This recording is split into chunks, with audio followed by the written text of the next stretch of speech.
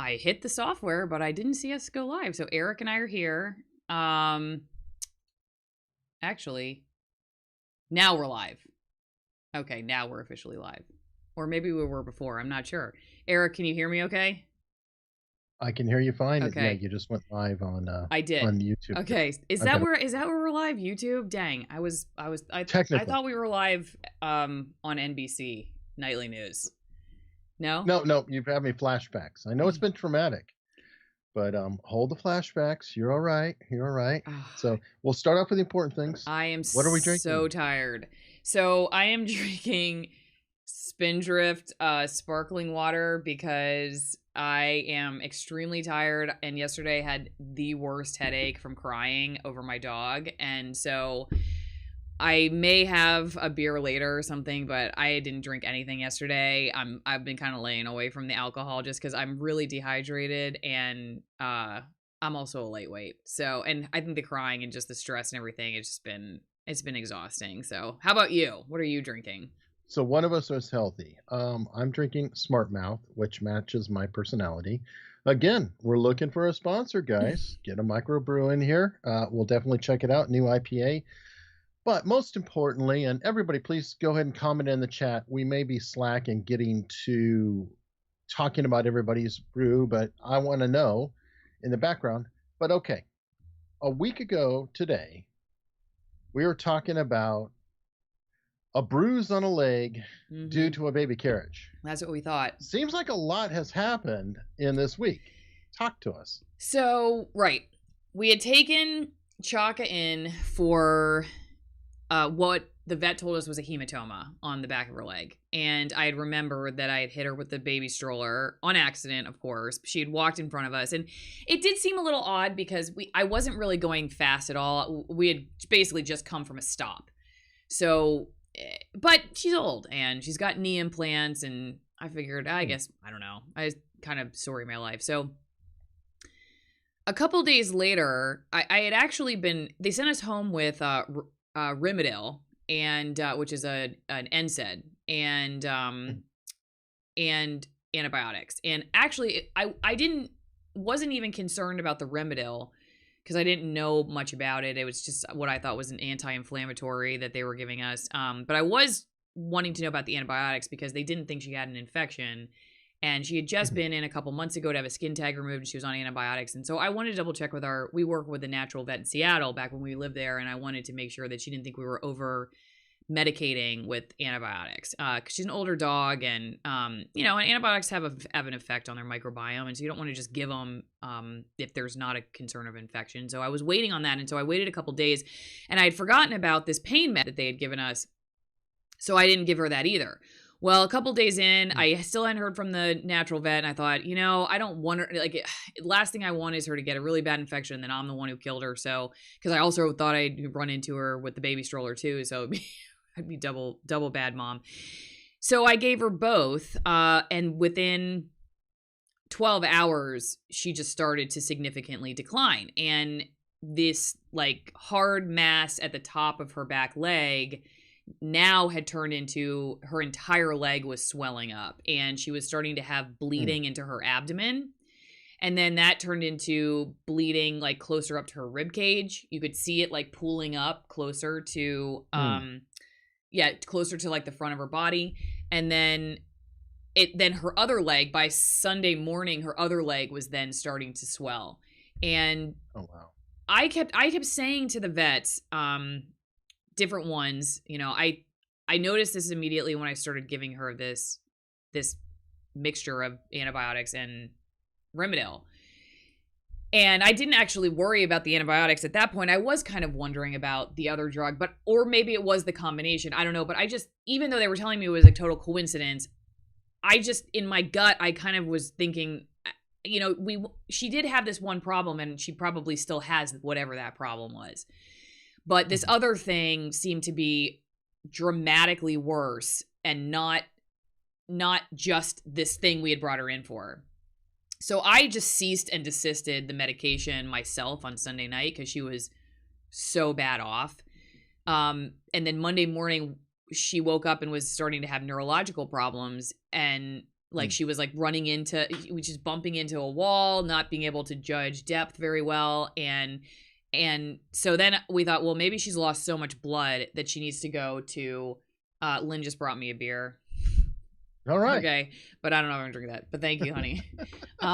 Lynn has been drinking. So he's been making sure that our household, at least has at least one beer a night, even when I have been, sober Saturday, sober Sunday, sober Monday, Tuesday, Wednesday. Anyway, so somebody asked how old is she? She's 12. She's a 12-year-old pit mix.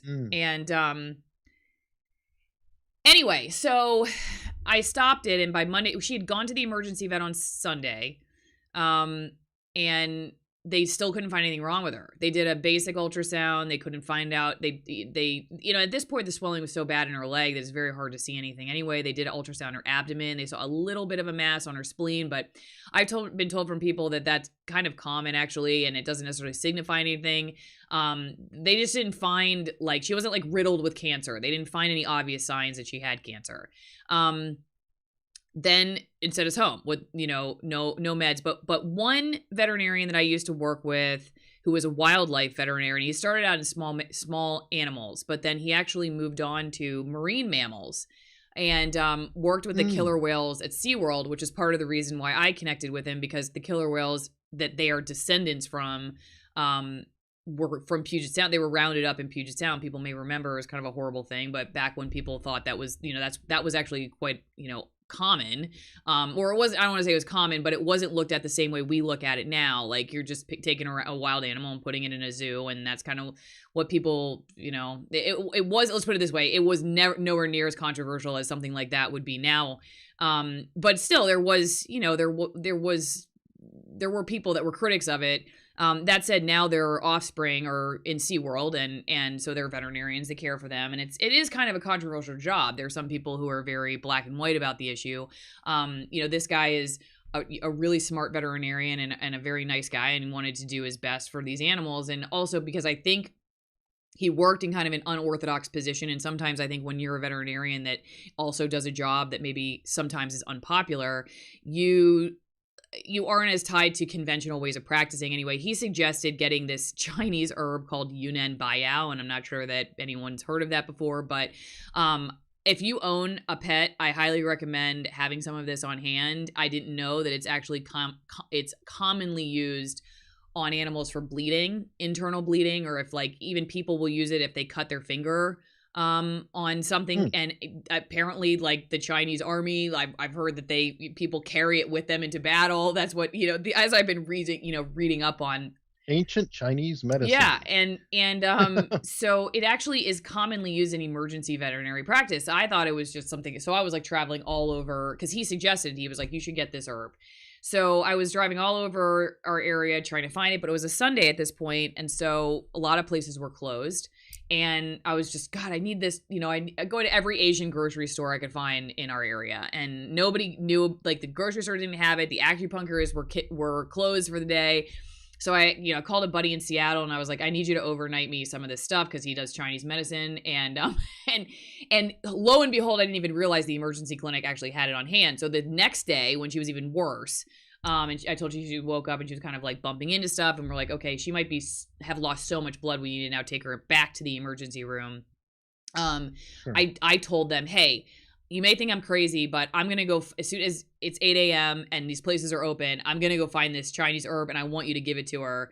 And they were like, oh, we have that in stock. So I was like, okay, well, give it to her, So anyway, they waited, unfortunately. I'm not super happy about that, but they waited because they wanted to do another ultrasound, and I guess I can understand. They wanted to see where this hemorrhaging was coming from, but they still never found it. And in the meantime, she's getting worse and she's getting worse. When we brought her home on Monday, we thought she was going to die. Like we literally, she was acting erratically.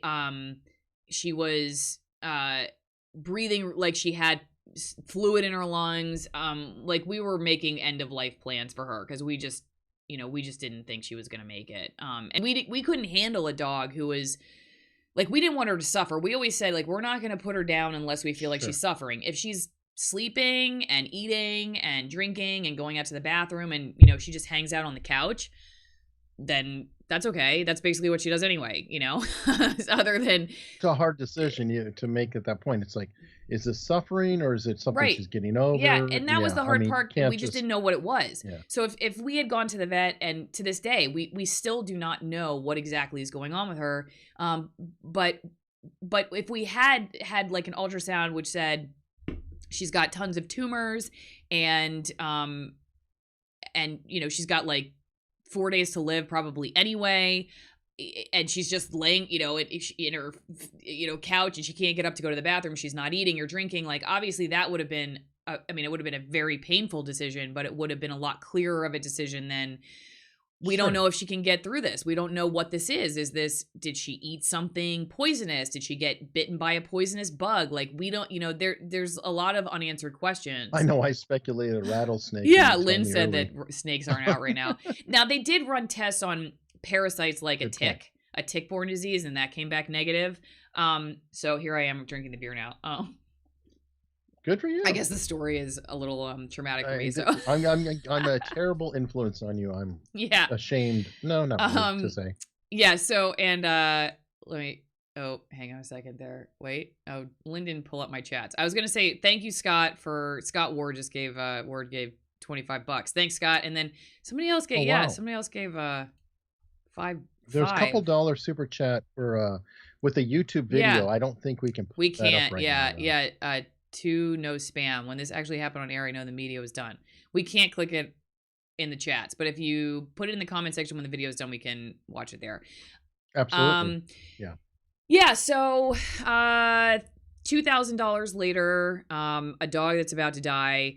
I remember they told us if she's worse, or no, they said if she's still urinating blood on Monday night, you need to bring her back in so we can stabilize her. And we looked at each other and we're like, we're not bringing her back in, because every time we get her, she's worse. So it's like, you know, either we're gonna, you know, we're just done. We were just like, we're just done. She's either gonna, you know, show us that she needs to pass on over the rainbow bridge, if you will, or she's gonna get better, and we're gonna work with a naturopathic doctor on something different. But we're not gonna keep poking her, needling, you know, ultrasounding. Like every time we took her in, it was just, and I don't know if whatever her issue is that like whenever she gets stuck with a needle, or you know, she's bruising for some reason. They did run tests to see if she had some kind of blood disorder that came back negative. So, but it was just clear that like that initial pain medicine, that anti-inflammatory NSAID, was, I believe, causing her to have a bleed. And now when I've looked up the side effects, I know this is maybe kind of a controversy that I've been reading about online. You know, and a lot of veterinarians are like, no. But the side effects of this drug for some animals are internal bleeding and thrombocytopenia, which is what, you know, they thought she had. So Could be her age. with it, or just, like well, here's the maybe other thing. She, you know, when I told them that she was hemorrhaging, that would be like the last kind of pet. Lynn, what's up? Oh, no. I guess so, if you want while I'm talking. He's going to fix the chat so we can pull it up. So, anyway, so if you have like an animal that is hemorrhaging and you give them an NSAID, just like a person, you would, you know, it's a, you know, it causes you to bleed more. So it would be like the last, from what I understand, it wouldn't, let's just say, it would not be the first option that you would give for an anti-inflammatory if the dog's having a bleeding problem. Now, they didn't necessarily know that immediately, but when I told them, I think that was the hard part for me, was knowing that, like, I had said multiple times, hey, can somebody listen to me about this issue? And it was just written off over and over as a total coincidence. Whereas I just, you know, you can't prove a negative, but I just don't believe that.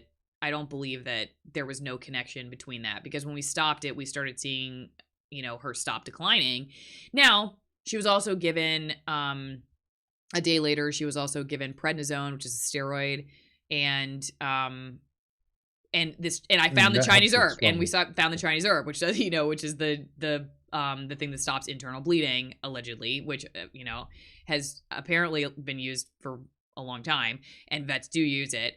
So we're seeing her get better. The problem that we don't really know now is this a temporary, like, is she getting better temporarily, or is going to be something that she's gonna still like make an a comeback a week or 2 weeks, because she just could be feeling good from the initial onset of the drugs, but it's possible that, say, 3 or 4 days from now, they wear off, or she gets used to them or whatever. Sure. And then, so we just don't Let's know. just go for the hope and let that ride through a little bit. Courtney Grace has a good question on this. Do animals lose clotting ability as they age? I think people do, or at least we have a lot of medications that may cause it. They so can, I don't know. they can, but you would see it in the blood test results. So, and then Lynn put up the super chat. So we have Scott up there. And Thank you, Scott. I was going to go back to, and then this is and the woman Greg in the media. Utz has one too. Yeah, but we can't look that up. So, here's Courtney's question. So, do animals lose clotting ability as they age? So, I mean, just like human beings, lots of things get worse as people get older, but we know that that's not a problem she's having. In fact, she's actually regenerating her platelets and her blood. They can tell when an animal is either not, is not generating. Oh, I like your icon, Courtney. Yeah. I'm sorry. I like Courtney's icon. It's awesome. Dumpster fire, drinking like a Slurpee or something. So, anyway, what was I looking for? Well, so we're going to say that she's on the mend, maybe slow going, but she's on the mend. That's what I choose to tell myself. Yeah. Mm-hmm. So she is definitely doing better right now. I think we're just kind of in that mode where we don't know if it's going to be lasting, or, obviously we all go. So it's not, so even if she gets better now, even if I got better from something right now, I could get hit by a bus tomorrow. Like, we don't know, but, sure. I do believe that we're almost getting back to where we were last week when we started this, but with a significantly more tired dog and, thousands of dollars of hospital bills that no one will convince me. I really do. No one will convince me that couldn't have been avoided with a different medicine. Like, I really believe that medicine, even as the doctors are having the best intentions, I just think that is what aggravated the bleeding. And her problem right now is the bleeding. It's not that thing that she went in for last week. It's an internal bleeding problem. Now, to finish this up, the vet that we talked to today said, normal veterinarian practice 20 years just as a traditional DVM, but got into, integrative medicine using, supplements, herbs, in addition to, like, pharmaceuticals and whatnot. But, so we talked to him today, and he does believe that, like, having looked at Choca's records and everything, he does believe that she probably has some kind of vascular cancer, that, like, some kind of, blood vessel or something, that really what he called it is like a vasculitis. So so that's essentially what a lot of cancers would be characterized, I guess, is like you just have inflammation of cells until you eventually get a cancer. So what we're going to start doing, if we can get her through this acute phase, is starting to treat her inflammation and then try to hopefully keep that cancer at a level where it's, she has inflammation of her cells, but it's not creating a life-threatening situation for her in the near term. That's what we're trying now. We'll see. To get her to a natural lifespan either way. I mean, so she can, if you get 2 or 3 more years, I mean, 12 years is pretty old for her. Except for my dogs growing up. Yeah, my dogs growing up, they lasted to 17 and 18. So Yeah, but that's almost world record. I mean, that's really, really that's remarkable ages. Yeah, I guess it is, but I will say that, like, I've tried really hard to give Choca the best possible chances with food and whatnot. But even today, talking to this other vet, I realized how even my ego in that world had kept me from learning more about what could be done to just see. This is what I'm learning more and more about health. And I think this affects every industry, when it comes to the professionals who are doing it, including journalism. And that is like, Mhm. you can get to a point where you have kind of an ego apathy, where you think you sort of know everything there is to know, or you know most of what you think there is to know, and you just lose the Sure. curiosity, or you just don't have the curiosity to think, maybe there's something else, there are other options out there. And I think for me, even just with this, oh no, I'm good with chocolate. So I didn't notice. I mean, I did, but I didn't think it was serious. A few months ago, she was just getting a lot more picky with her food. And the vet told Mm. me, and he's going to come on the channel, so I'm excited for that. He agreed Oh, to cool. talk about all this stuff. But he said, there are little things that pet owners a lot of times they see, but they don't think about how you don't go from being a very healthy person or dog to having cancer the next day. That's just not how it works. No. And so there's a difference between being healthy and being not sick, right? Being healthy is Mhm. is another level of your cellular function is doing really well. Being not sick just means you're not presenting one or another particular Sure. symptom. But once you get to the stage where now you're sick, now you've got a whole nother problem on your hands than if you were just doing maintenance to keep yourself healthy. And I think Right. that's my real regret is, as much as I did for Choca, I just wish like I had been working with somebody like this 2 years ago, 3 years You ago. probably still wouldn't have seen it. In fairness, you wouldn't see it. It's not like it just happened overnight. I mean, one of my favorite quotations of all time is Ernest Hemingway. And somebody asked his character, "How did you go bankrupt?" And the answer was, "Slowly at first, and then suddenly." Mm, that's interesting. Now, it's really, there's so many parallels in life to this quote. It's amazing. But honestly, think about it. You don't see this stuff because it's such a gradual, slow thing. And then it finally hits that tipping point where it's like, oh my God, something's there. But how the hell are you going to see that? I mean, we all change our tastes. We just get sick of things. We don't like that, or we don't like this food, or Yeah. we change that off, or we're off our feed, or and there's a million other things. Okay, is it seasonal? Is it allergies? Is it this? Is it that? Is it whatever? And you don't really see it. Yeah. And then all of a sudden it finally gets to the point where boom, it's a problem. Yeah. And it's not like she can talk to you and say, you know, I just am You have a not tummy getting ache. up as easily in the Mm-hmm. mornings. Yeah. I'm feeling a little grumpy. Mm-hmm. She's too busy being happy and trying to support me. Right. Yeah. Yeah, and she's a pit mix, and they tend to have a pretty high pain tolerance, and she's just a happy dog, and she's a super loyal dog, and so Mhm.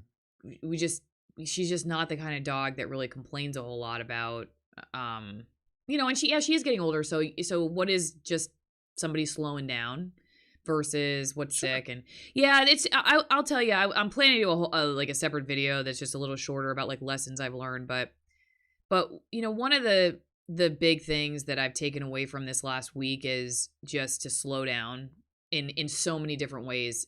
I live my life at Sure. such a fast speed, mostly because I think I probably had that kind of personality, but the job I did for a long time was so deadline oriented. I just started learning how to pack in a crap ton of stuff every day, but not really invest in hardly any of it, in the sense of just like Mhm. contemplation and being present and aware of what's happening right in front of my face, because I'm always trying to predict what's going to happen 10 steps You're ahead, chasing. You're chasing the headline, chasing the story, chasing and the whatever. preventing emergencies, in constant preventing emergency mode, because you're always trying to outthink the Sure. next thing that could go wrong. And you know the walk I took without her for the first time, and I looked at the pole where she always stopped to sniff, because I think the coyotes pee there and all the other dogs pee there. Oh, I'm sure. you know She probably does and too. yeah, she does too, and so she always stops and sniffs Just a it. trade off. Yeah, and I'm always like, gosh, Chaka, come on, and you're like, you're gonna make me late for this and that and whatever. And that one time I went by myself, I'm like, I'd give anything to be able to just stand here at this pole and just watch her sniff the damn thing. And why don't I just do that more often? Why am I like trying to yank? It's like it's her version of smelling the roses.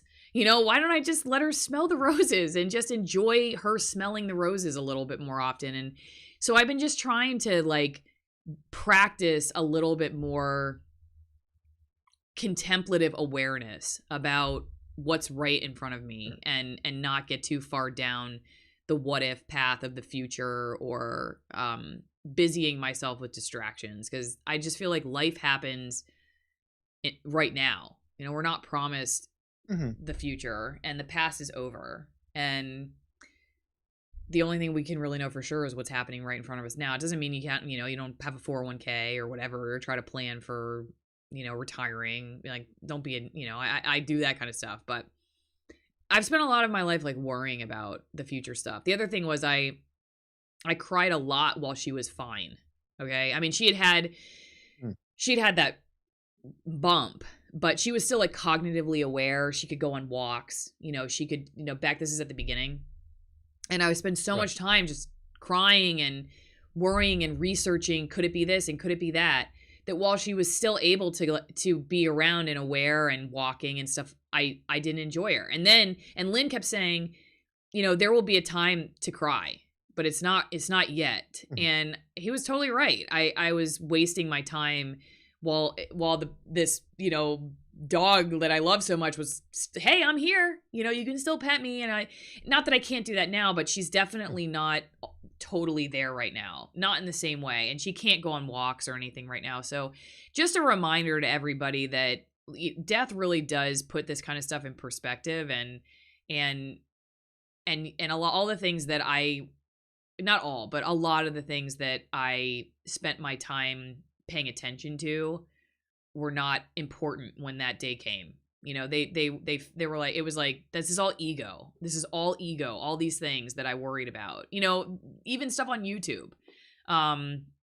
So I've come out of this, I feel like, already kind of a different person, and some of it, I'm exhausted, but there are good parts of it that have been, I hope I carry with me, past this. So you're going to get back to normal mode as well too. So you'll be somewhere in the middle. Yeah. These lessons tend to rock us for a little bit, and then then life creeps in, and we get into our patterns and everything else. So Dan says I'm special just edition glad news. she's on the mend. No, sorry, go ahead, Eric.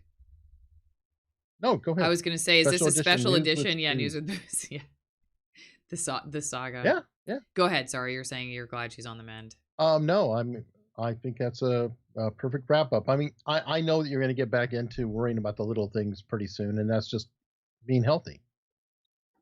It's a reality. Yeah. You'll hopefully keep in the back of your mind, but really, the only people who are truly at peace with the moment are terminal. I hate to say it, but people who have a terminal disease have a whole different quality about them. They know, okay, this is it. Just enjoy the moments. But as time goes on and she's starting to feel better, fortunately, she'll get on your nerves. Like, okay, can we get away from the pole now? Yes. I did miss it. There's a balance. You're right. You can't sit and contemplate the piss pole like all day long, right? There's definitely a balance, but like Lily's screaming. Yeah, I gotta go. Come on. And you bring up. It's funny because so John says, "Do not worry." He's quoting Matthew 6:34. Do not worry about tomorrow, for tomorrow will worry about itself. Each day has enough trouble of its own. So it's funny that you bring that up, because when we were trying to think of a name for our daughter, who we didn't know was going to be a daughter, we decided to wait until she was born to find out her sex. But I had a dream a couple months before she was born that we were having a daughter, and like there were lilies in the room, and that her name was going to be Lily, that we were supposed to name her Lily. And it was weird because we had been trying to think of like really heroic names for a kid born during the beginning of a pandemic and complete social upheaval. And so when I woke up with that name on my mind, I actually went to read my Bible, and that section was exactly what I read, because there's right before that, it's there, Jesus says something about how, take a look at the lilies of the field. They don't toil or spin, but not even Solomon in all of his righteousness is clothed like one of these. So don't worry about what you're going to eat or drink, because God knows what you need before you ask, and each day has its own worries, and so don't worry about tomorrow. And it was like, it hit us kind of like, that is sort of the spirit that we wanted to have our daughter head into this crazy moment with, was not this like, name that represents the WWE or whatever, but actually someone who's like, you know what, I'm born during a crazy time, and nobody really knows what is gonna be like a year or 2 years from now, and I'm gonna just enjoy the lilies of the field. I'm just gonna contemplate like the grasses of the field and the beauty of the world around me, and I'm gonna trust that that God provides, and that we can just be quiet and still, and not just constantly worrying about everything, and find peace in that, instead of feeling like the world was just, especially back when she was born, even more than now, I think, was just in such turmoil. There were riots all over the country. COVID was shutting everything down. It was the beginning of that. People were losing jobs at the cyclic rate, and nobody really even knew what kind of impact COVID was going to have itself. And so it was kind of a nutso time to be born. And anyway, I just tell that story. I've never really told that story on YouTube before, but that's why she was named that. It was sort of a reminder to just remember that you don't have to be frantic and hysterical all the time. Yeah, you can Sure. just be quiet. So that's kind of what I've been trying to practice too. You also gave the pull quote of this show so far, like all episodes. Can't linger at the piss bowl too long. Yeah, exactly. I think that's going to be the name of my second book, because the title of my first book is Don't Chew Your Good Leg, because my friend has a 3-legged dog, and it started chewing its good leg because it's missing one, and then its other leg, its good leg, it was chewing off. And so I was like, that's such a metaphor for human beings. Like you're down to one leg, and then you can't even like do well by that and appreciate it. You have to then chew it off of your body. Come on, like don't chew your good leg. And so my second book, I guess, will be, what was it again? Don't linger at can't linger at the piss bowl too long. Or don't linger. You can choose too long. Exactly. And actually, you know what? Using your first book title segues perfectly into one of the stories that I wanted to bring up. And it's Best Buy. Okay. Has laid off 5,000 employees. Oh no. Now, why this is significant is, I don't know if you remember, probably over a dozen years ago, there was another store called Circuit City. And I always kind of prefer over Best Buy, truthfully. Yep. But they managed to do one thing that would make me turn against the store. In order to cut costs, they fired all the people with experience. That happened in the news business. That happened in my business too. Well, exactly. And guess what? Best Buy just laid off 5,000 people. And the people they're laying off are full-time workers. They're going to bring on some more part-time workers, and they closed a bunch of stores. So here we go. Wouldn't you call that biting off the good leg? Biting off the people who know what they're doing, biting off the people who know customer service, who give a damn and have invested time into the organization. Yeah, imagine, I know, yeah, exactly. Imagine getting rid of a bunch of journalists who actually know what they're talking about because they've been around for 40 years for a college student who, it has no historical knowledge about a particular area or whatever. Yeah, exactly. And then you wonder 10 years after you make that decision why nobody trusts what you're talking about, Well, they won't even be there. Well, and maybe they'll survive because there's so few left, but I mean, Fry's shut down. I don't know if you had heard that. Yes. Fry's Electronics is huge. And like last Wednesday, they just closed doors everywhere. And that's shocking. When you have these, staples, it's kind of like Tower Records going in or whatever, things that, people just generationally went to. Now, maybe Best Buy will survive it only because they're the only game in town in most towns. But as far as I'm concerned, it's like, just die. You showed your loyalty to people, so you have none for me. Yeah, so are they saying it's because of COVID shutdowns? Sure, COVID, limited hours, Yeah. trying to hold it open, all of that, standard stuff. And I understand it to a degree, but don't lay off your good people. Yeah. I mean, God. Well, they do that in the military too. I mean, you get close to retirement and or they want to shrink the budget and so they change service limitations or whatever else. It's it is, you're right. It's kind of one of those things where um I don't know. What do I know? I'm not a business owner. Well, I guess I am, but I'm the only employee. Um And a horrible boss. No. yeah, exactly. My producer. Um it does seem I remember, gosh, it was the guy who was it the old Starbucks CEO, the first guy, Howard Schultz. Remember him? Didn't he run for Mhm, president at one mhm. point? Or he was gonna run for Yeah, he president? did. But I remember Yeah. he used to talk one of the guys the anchors I used to work with knew him, I think. It's peripherally somehow. And I do remember reading something about how his leadership style was very different than what you're describing. So he like really did, I don't know how Starbucks is being run now, but that his idea was all about what you're talking about, and maybe that's what made Starbucks take on the way it did at the beginning. Was that whole Yeah. customer service, people who are happy at work, um, taking care of your employees kind of idea that you would make more money by having an environment where you're focused on your employees, not just making money. I don't know.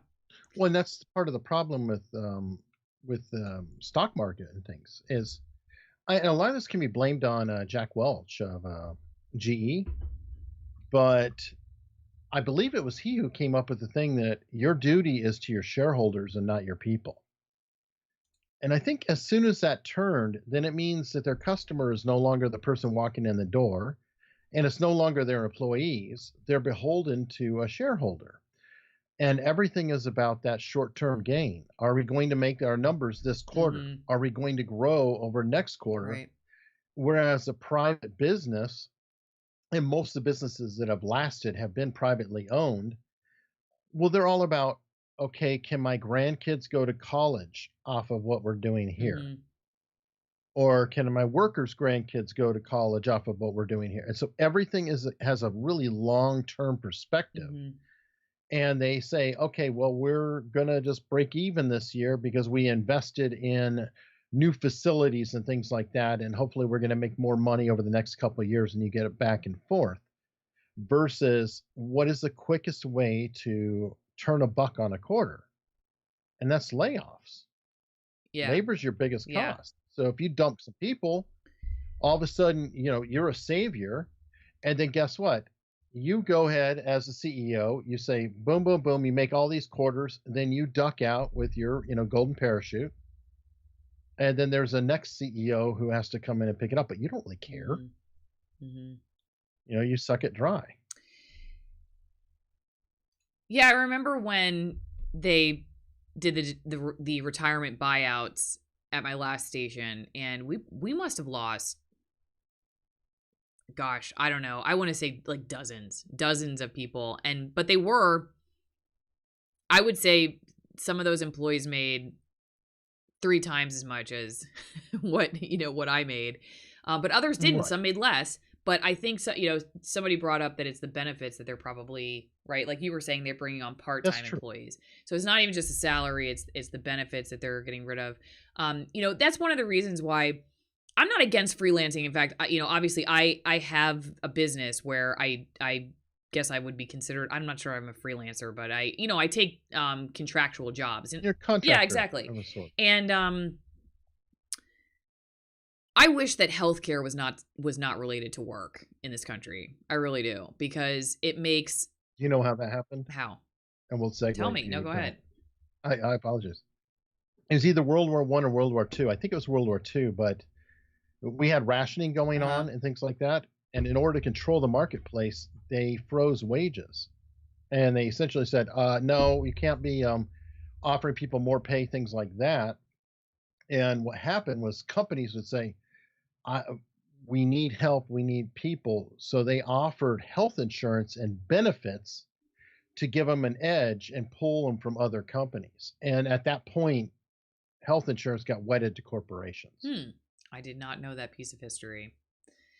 Well, That's does me. that mean we Full can? of these Does that little mean we can goofy figure it out and factoids. go back to a different, or go do something differently? I don't know. It's not that I'm against having corporations give people healthcare. It's just that it seems to be so expensive outside of that it keeps people in positions that I think honestly stifles entrepreneurship and just in an open market. So it's weird to me that often, Medicare for all, for instance, which I'm not saying that, I think you can have a healthy debate about what would be the best option for changing it, but I don't know why healthcare tends to be just people on the left talking about it the loudest, because if you're kind of a free market type person, you'd think that you'd want to figure out healthcare, because it just really seems to stifle that. It's because the left is wanting it to be governmentally controlled. Yeah. That really is the whole argument. There is not a lot of free market considerations on how to deal with it. I think it's the Swiss who have an interesting system, and their health insurance is similar to car insurance here. Oh, okay. Yeah. And car insurance here it's mandated you have to have insurance, but then there's an open market that competes for the dollar. But didn't we do that with Obamacare? But Obamacare really isn't that, because the first thing they rated was Medicaid, which is government. Okay. And all I know is that was my insurance was terrible after. to fail. Sorry, go ahead. I was going to say it's almost set up and rigged to fail because of that, where it's not really competitive. Okay. It's not saying here's a mandate, everybody's got to have it, go get your own, and the companies have to compete to get in there. It's saying, okay, you sort of have it, you don't have it, but we'll go Medicaid and Medicare, and if you're poor, we'll just shove you on those rolls. Well, my health insurance was terrible after the Affordable Care Act passed. It was so expensive that our union pulled us off of our company's insurance and gave us union health care because it was so unaffordable. So, I definitely saw how private insurance, I'm not saying it didn't necessarily help other people. I just know my insurance was dramatically affected by it. And maybe that's the insurance companies, because they're just like, well, whatever, we're going to just pass on the cost to the consumer. And so they're the money hungry, grubby hand people. I don't know, but it's really hard to figure that. And here's another question. I would almost argue for no insurance other than let's say a $5,000 deductible catastrophic insurance. And the reason why I say that is if you look into some of the medicine, the doctors that are making money are plastic surgeons, optometrists, and others that are considered not necessarily essential, podiatrists. They just, you had to pay for service, basically. Well, yes, you do. And it's not that much to pay for the services if you just break it down to the particular service. And I always bring up my chiropractor as an example.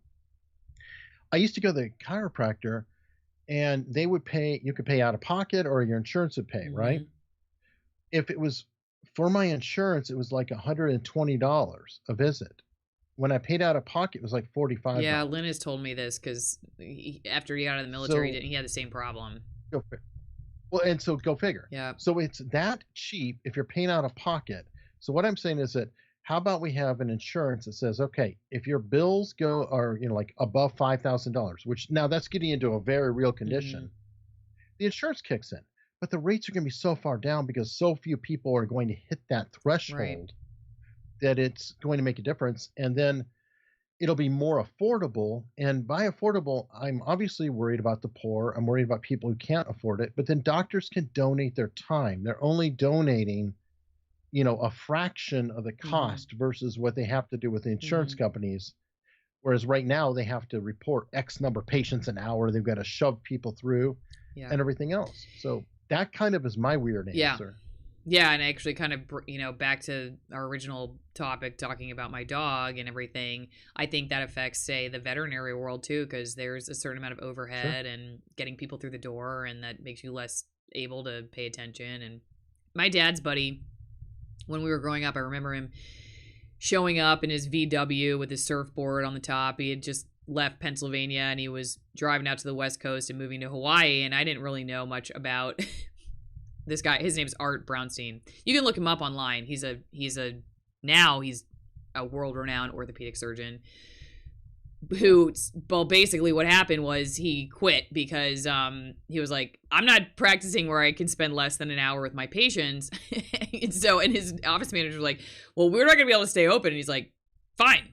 So they just lost his business and he ended up moving to Hawaii, and he works at like a free clinic. But he wrote a book called Healing Back Pain Naturally. He was actually addicted to opiates, if I remember correctly, and he moved to India to study yoga and natural medicine. And my dad always said they were very good friends in medical school, and he's always like, Art's way ahead of his time. You know, people think he's just nuts. But it was, you know, before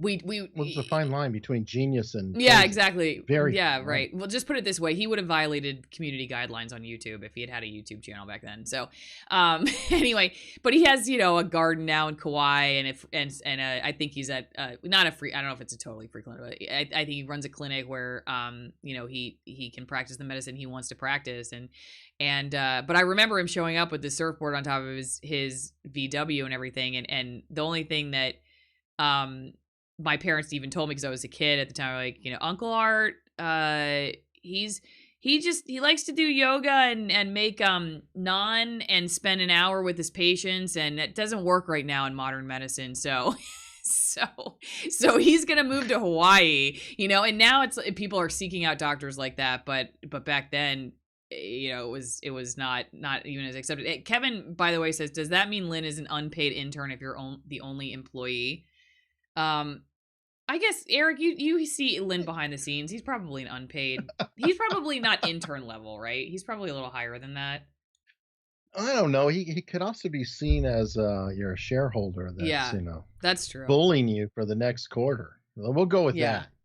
Yeah. He's cracking the whip saying, hey, come on, my investment's got to pay off here. What's going on? Get to work. Get online. Right. He did say that Jeff, I don't know if Jeff is still watching, but that Jeff Fidley texted him and said that he should remember and make sure to save when I said Lynn was right about what he told me earlier. Yeah. So it'll be the only time he ever hears it. Yeah. All right. So let's go to a story that you actually have in the headline. Yeah. TV anchor quits. What's up?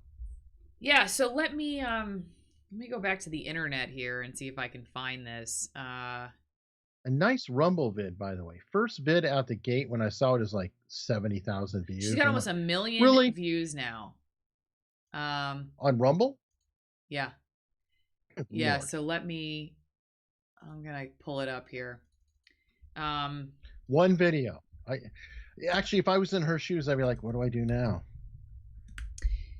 Yeah, no, so hang on, sorry, I pulled my earpiece out. So her name's Carrie Lake, and I'm actually gonna pull up AZ Central's article, show everybody here, because you'll see a picture, I believe, of, or maybe I could try to find her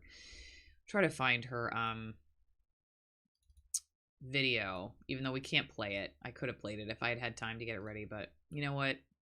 We're gonna do the best we can. So this is the article: why longtime Fox 10 anchor.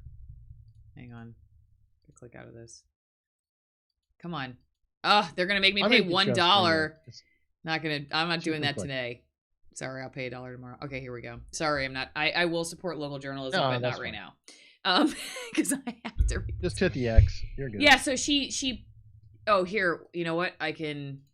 Here's her Twitter link. They linked the Twitter video.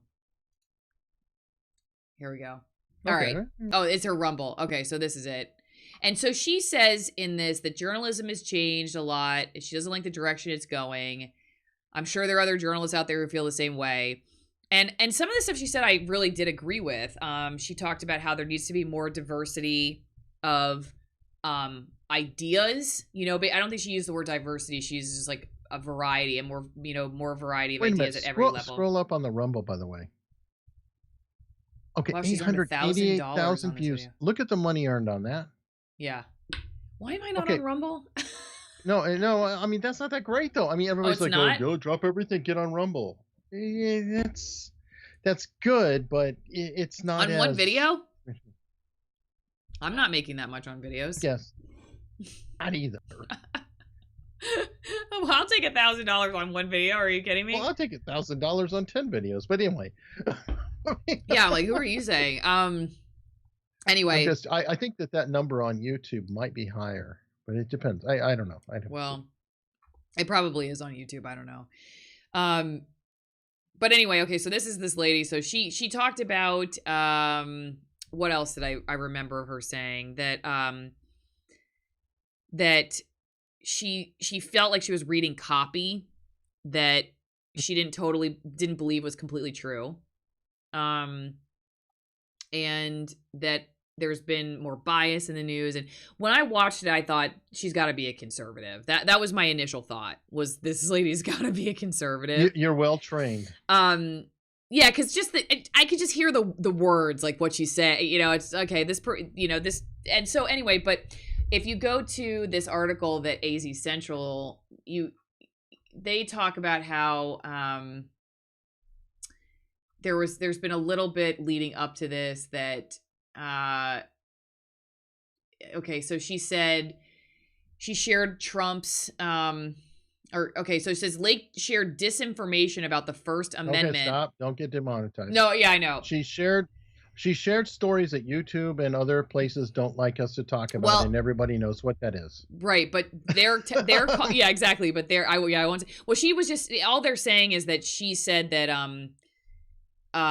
something about Facebook suspending Trump's account and Twitter it was a First Amendment issue when it's not a First Amendment issue, right? But that's not the kind of mistake that gets a technicality in an argument. And you've been on a panel with me with the section 230, right? Where right. We're saying exactly. It may be. Who knows? Yeah, but exactly. Yeah. And again, reading this article, and because I'm not even going to say everything that it says, other than the fact that they're saying that she had some controversy leading up to her departure. Sure. She was off air temporarily. Possibly. Say that again? Which means possibly she was highly respected. So they've got to immediately make sure that the whole story is out. And I mean, I'm a little jaded, but there is a part of me that says, okay, was this written by Media Matters? Yeah. Because that would not surprise me. Of course this is going to, come out. Yeah. Here's the thing. They're saying, for instance, that she tweeted a debunked COVID-19 video. I'm gonna open this and see if it says anything here. But here's the deal. Like, the problem with figuring this stuff out is, trying to figure out you got to you have to like look it all up. Exactly. You have to, like, the whole debunk thing, and what they're saying here is that she retweeted something and called it like a COVID-19 briefing, saying that it was one of the most honest briefings to date. So say she did say that, all right? Say she said that one of the COVID-19 briefings was honest, and people didn't like that because it was related to Trump. But there are plenty of journalists who, I did a video about a journalist in our area, well, actually in the Seattle area, who called them horseshit marathon, lies, basically. So you see journalists all over the place making subjective calls on this stuff now in a way that I had never seen 4 years ago. So I noticed that the journalists who no, never saw, you shouldn't see at all, because journalists should not be making subjective calls. Well, and that's part of the problem. They're not a columnist. There's a difference. There's a difference between writing opinion. No, and I agree, but there's a difference between sharing information that you're doing your best to understand, and maybe not even knowing that your bias is filtering through, or that you're seeing things. That's one thing. But the moral posturing that I've seen, I guess I should call it that. It's a subjectivity with moral posturing that I've not seen people. It's a lecture. It's gone from a story or a report to a lecture. And that, especially I think, in the problem. tweets. It's like, especially in the tweets. Well, but by the way, when do they become a doctor? When do they become, the individuals who do this? Right. When did they become qualified? And I always love hearing the, immediately disproven or blah, blah, blah. It's like, well, maybe. Yeah. I don't know. Alex Berenson, I'm sure she reported anything he said that she would be considered bad.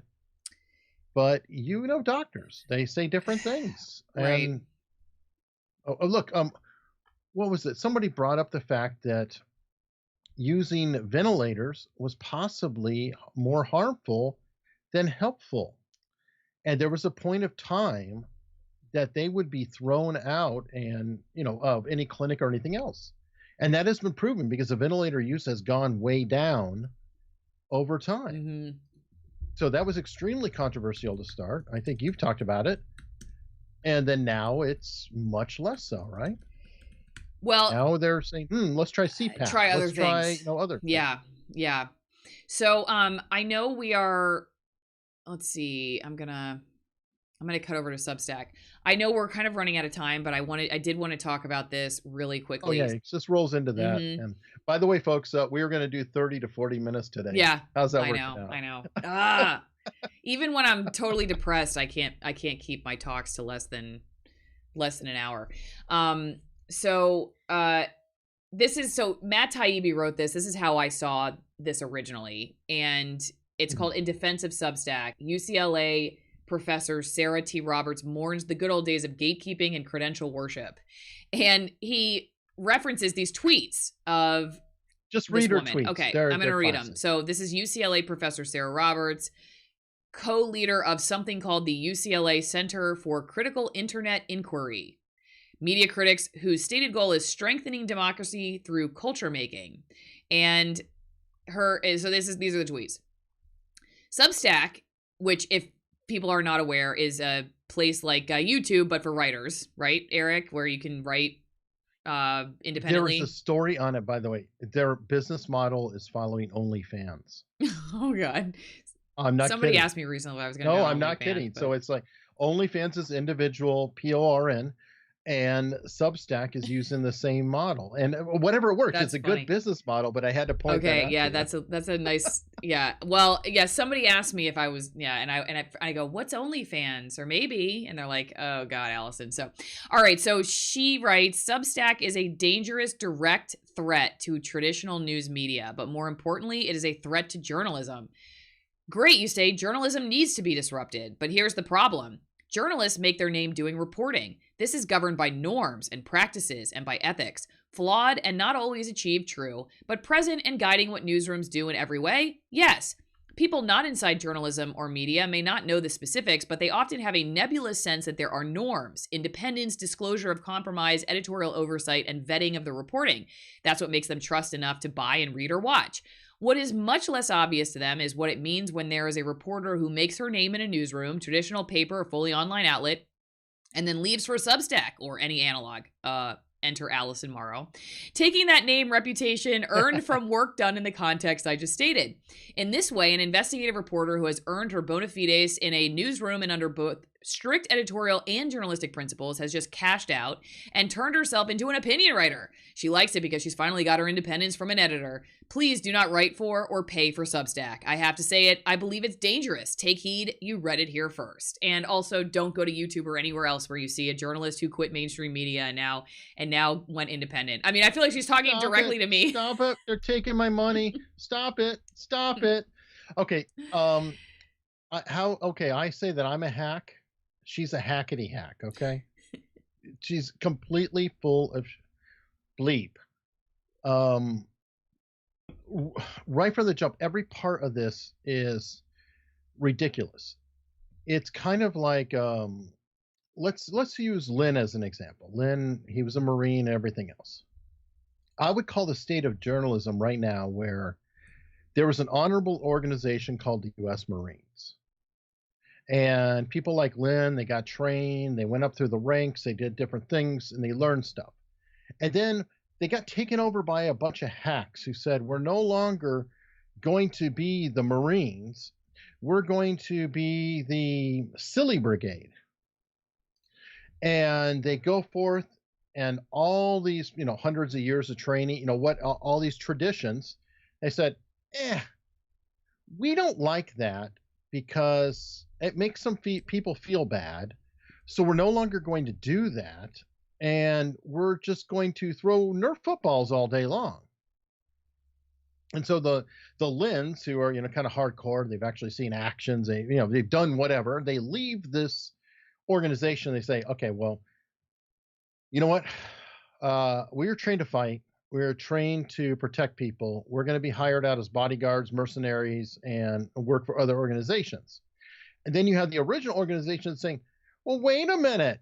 They took all that free training and they ran away. They should be throwing Nerf balls with us. You know So what? it's a unique analogy. Make me stay.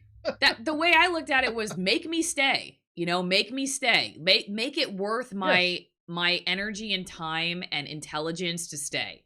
Make me stay. And it's funny because you ran from it. It's not like you just said, "Oh, I'm going to leave," blah blah blah blah. You said, "Well, I've done all this. I put my heart in it. I've done all the studying, and I'm going to use Cheryl Atkinson because she did it before you, and she was at the highest level." And she was like, "Okay, these people, I'm working my butt off. I'm doing investigative journalism, actual journalism. I'm turning in reports about Boeing, and there's engines blowing up.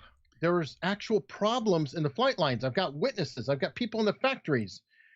And everybody says, "Okay, cool. We need to put that up. We got to get it out there for the news." And all of a sudden, ring, ring, phone calls. It's relegated.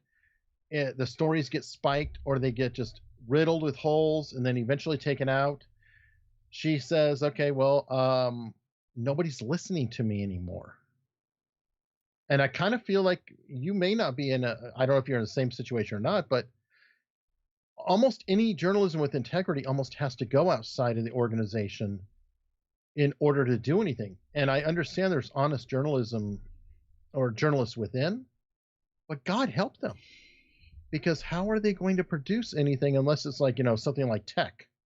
Even that can be squirrely, but it's got to be something that doesn't actually affect the bottom line. There are just so many things that she doesn't cite about the problems plaguing modern newsrooms that make them just as worthy of a level of skepticism and distrust of anybody that you see in independent medias too. The stuff I've talked about on my channel about how fast the deadlines come and how quick your stories have to be and how few people are staffed now and how you're doing a million different jobs. And yeah, there are people to help you think through stuff, which I do like. And that's why, Eric, I talk to you a lot. Hey, can you watch this video for me? Give me your thoughts on it, what you think. I still almost have an editorial board in that sense. Because this is really at the heart of it. It's not the structure, it's the person. It's not even the structure itself.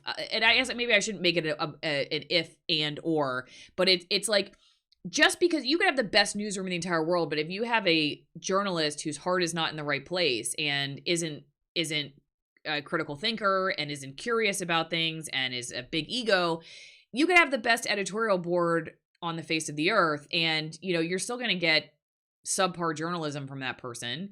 If you have a journalist who holds themselves to a high ethic, you could put them out on Mars and they're going to still produce good material because they work by a certain standard that's an internal compass, not something that they're being forced to have a leash on them because they work in a corporation. And there are plenty of reasons why working in mainstream newsrooms make it very difficult to do good journalism. And then finally, obviously she's speaking directly to people like myself who she's saying are taking their credentials and their trust. Oh, no, more so your audience. More so she's trying to tell the audience, yeah, but about me, part. Right? About somebody like me. Oh, yeah. And it's funny because Matt Taibbi's a guy and wrote about this and he has similar arguments, but she uses she as the pronoun in here, so now I really feel she's talking to me because she says she all the time. So I think it's kind of weird that she thinks that I took trust with me to new media, because the reality is actually a lot of people in the new media world, a lot of the audience in the new media world does not trust you because you came from mainstream news. I get so many people that come to my channel and comment, "You were part of the problem. I'm not subscribing." The folks who I think look at what I did in mainstream media and trust me more because of that, they trust it because I'm pulling the curtain back and showing the crap that they kind of suspected but weren't totally sure about. Sure. They're not saying, "Oh, she's telling us about all these other things because she was in mainstream news." No, No, most people that I say look at my background and come to my channel and write things, it's like they're actually very skeptical of me until after they've watched some of my stuff, in which case then I think they're okay, Allison, maybe she's worth listening to, but they're not coming to my channel because I worked in mainstream corporate news and have more trust in me because of my bona fides from, no, that's just not my experience. Because I left. Ironically, your bona fides is that you exactly left. Yeah, and that you have 2 Emmys, which is even better. Yeah. So it's like, oh, she not only did it, she has 2 Emmys and she quit. So now we trust her. I think you should try inviting her on. Do it publicly on Twitter. I'll try to amplify it too. I mean, seriously, get her on and just ask the questions. Okay, why? Okay, why? Yeah. Okay, why? Yeah. Why aren't you going to do there? Aren't independent journalists breaking stories? Didn't they? On and on. There's 1,000 ways you can go on, and I think you definitely should. And definitely do it publicly. Tag Tim Pool and some other people. I mean, try to and call her out on the female card and just say, I noticed you said she, so I feel like you're addressing me directly.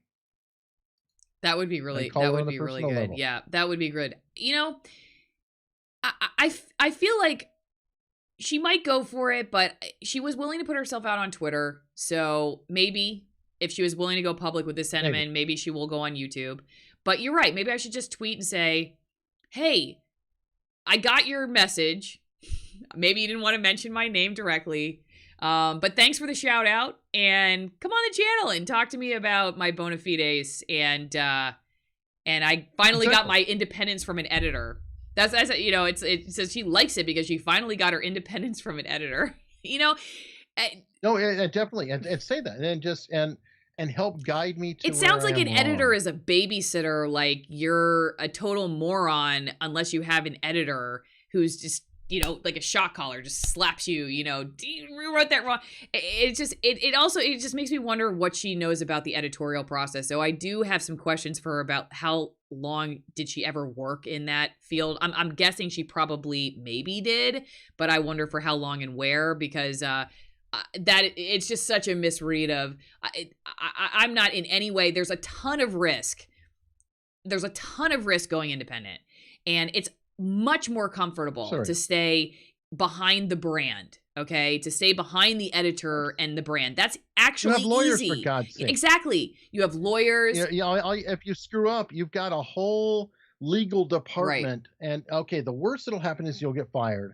That's obviously scary, but right now you're like, okay, I can lose my house. I can lose everything I own. Healthcare.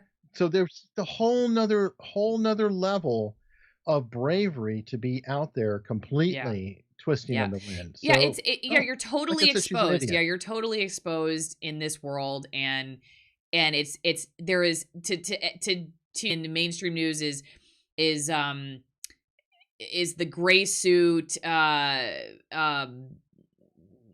erudite, intellectual achievement of journalism, where you're producing high integrity, which news which you can't do on the outside. And then what I'm doing right now is sipping a margarita in Cancun. That's how I feel like she's like making the difference, that before. Right. But consider how much she invested in it. And you even said, what was it, 10 years ago, you were like, oh yeah, you had a flip cam, but there's no way you were going to do something goofy like YouTube.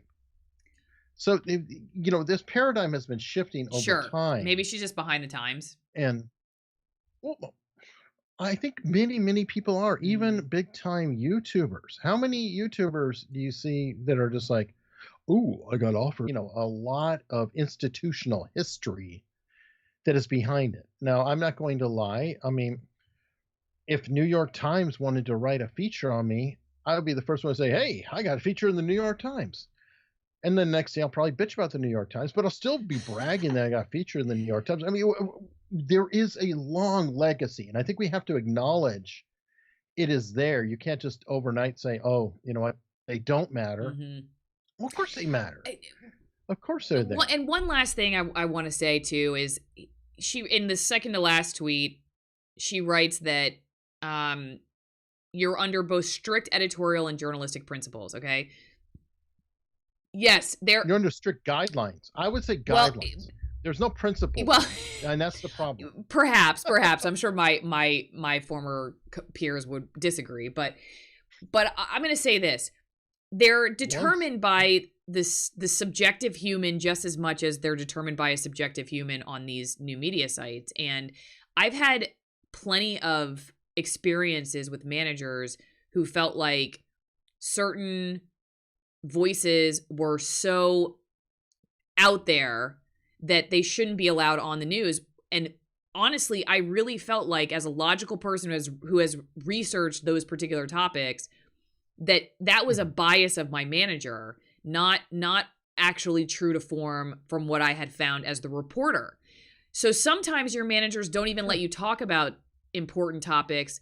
And so to say that you think that it's somehow this world of objective decision making under tight principles of high ethics is just, that's just, it's just as fallible. It's just as fallible as a human run industry as somebody who's, it's just that there are fewer voices. Now, if you've got a lot of really diverse voices around, maybe it is somewhat of a loss to go independent. I don't, you know, define diverse too, because that's exactly the problem. Diverse isn't necessarily ethnicity or sexuality. It is diversity of thought, and there isn't a lot of diversity of thought, and that's the problem. We've talked about that. And as far as the talking about the standards and writing to standards, well, let's talk about standards for 1 second. What happened to the New York Times ombudsman? Oh, we just don't care anymore.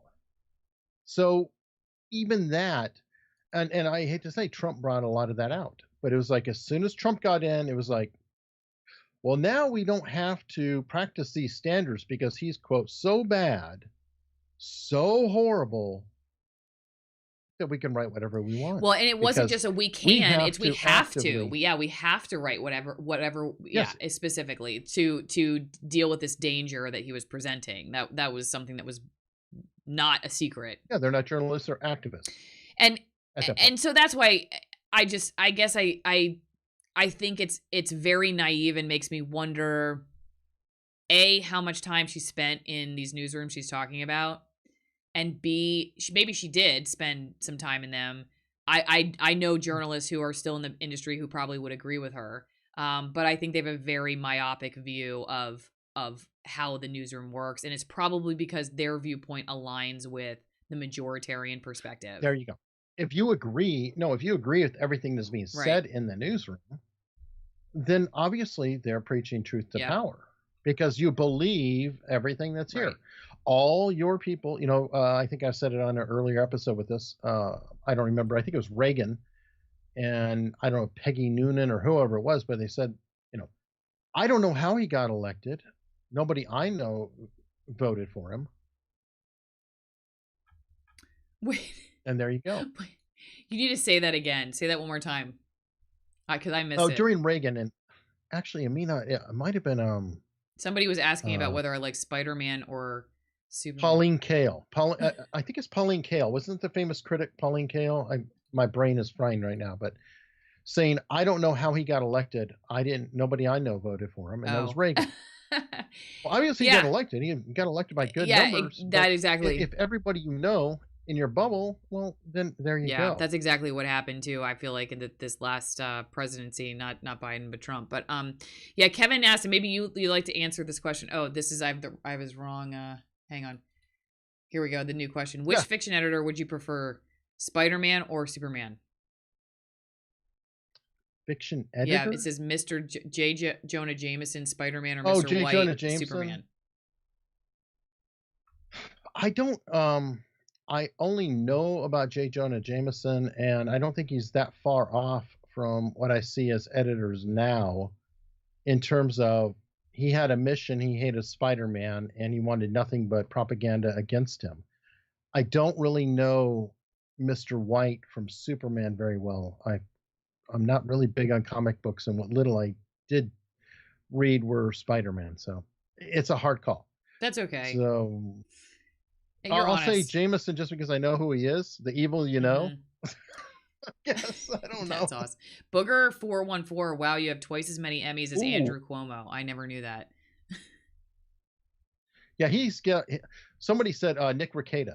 I love it. They said that they need to change his Emmy to editing. Oh God. All right. Well, we should probably go because I think I got to put my daughter to bed. You're right, Eric. I said we were going to go half an hour, 45 minutes. And what are we, like an hour and a half in? Yeah, almost. So, Yeah, we're double. Yeah. well, everybody appreciate it. Folks, I hope you love it. Say that again. No, I said 200%. I hope everybody loves it. I've had fun. No, I do want to say that I really appreciate everybody's support and the outpouring of encouragement and just kind words that folks have left. I haven't had a chance to respond to everybody, but I've been reading all the messages and they really are uplifting to know that people are thinking about it. And just sharing your stories of your own struggles and pets and whatnot. It's just nice to know that, you know, it's kind of it's one of those things where, you know, there's like terrible things going on in the world and sometimes you feel dumb for, you know, worrying about your dog. But I will say Choca's been with me for a long time, longer than either one of my family members. And she's been on so many of my shoots. She's been to the westernmost corner of the continental United States. She's been all the way down almost to Mexico. She's been to Florida, you know, she lived in Florida. She's gone to all my jobs with me. She's been almost my shoots with me. She was there, you know, when really nobody else was. So yeah, I appreciate the thoughts. That's all I got. Eric, anything else you want to sign out for? I'm thrilled that she's on the mend. Yeah. Let's just keep our cross overlying, you know, big story. Cross pause. Sold. And you're wearing the wrong shirt. You should have your misfit. I know I was going to wear it again. I was going to wear it again, but I'm like, I just wore that shirt. Can I wear it again?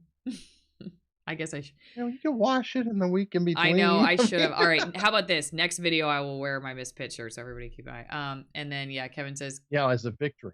Exactly. Yep. I will give a hug to Choco from all of you. Yes, I will do that. Okay.